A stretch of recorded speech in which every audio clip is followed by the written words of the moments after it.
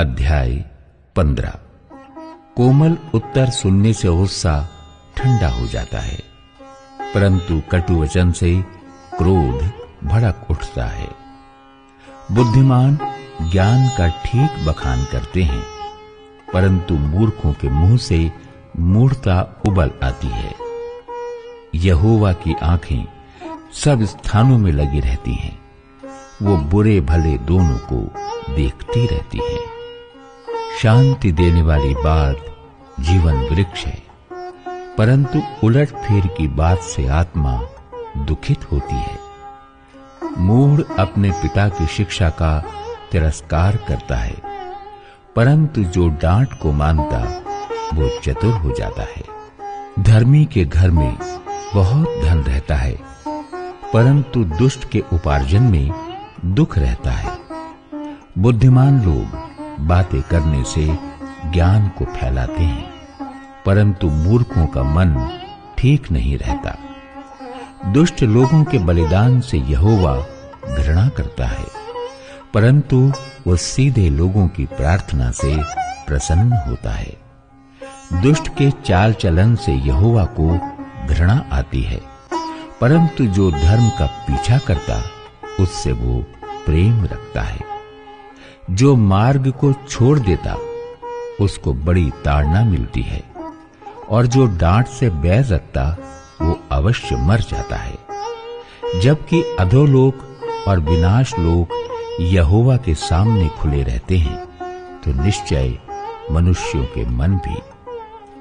ठट्ठा करने वाला डांटे जाने से प्रसन्न नहीं होता, और न वो बुद्धिमानों के पास जाता है। मन आनंदित होने से मुख पर भी प्रसन्नता छा जाती है, परंतु मन के दुख से आत्मा निराश होती है। समझने वाले का मन ज्ञान की खोज में रहता है, परंतु मूर्ख लोग मूढ़ता से पेट भरते हैं। दुखियारे के सब दिन दुख भरे रहते हैं, परंतु जिसका मन प्रसन्न रहता है वो मानो नित्य भोज में जाता है। घबराहट के साथ बहुत रखे हुए धन से यहोवा के भय के साथ थोड़ा ही धन उत्तम है। प्रेम वाले घर में साग पात का भोजन बैर वाले घर में पले हुए बैल का मांस खाने से उत्तम है।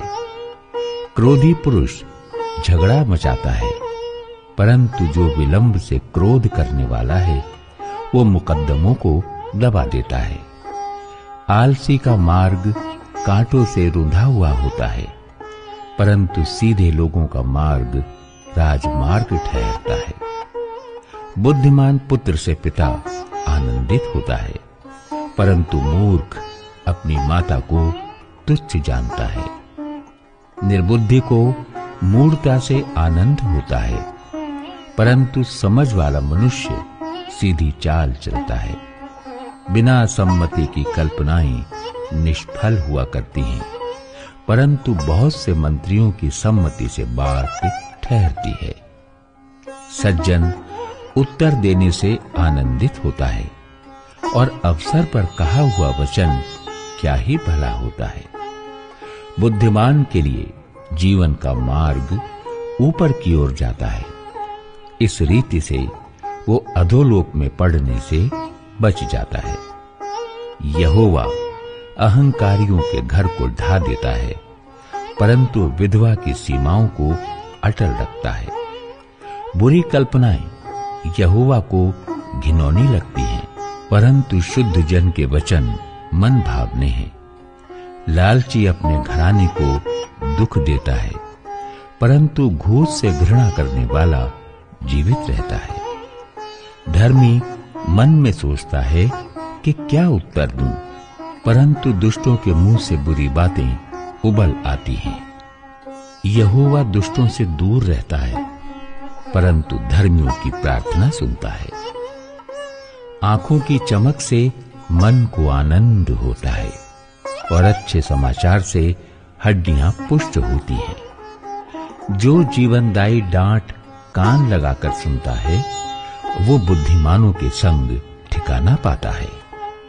जो शिक्षा को सुनी अनसुनी करता, वो अपने प्राण को तुच्छ जानता है, परंतु जो डांट को सुनता, वो बुद्धि प्राप्त करता है। यहोवा के भय मानने से शिक्षा प्राप्त होती है और महिमा से पहले नम्रता आती है।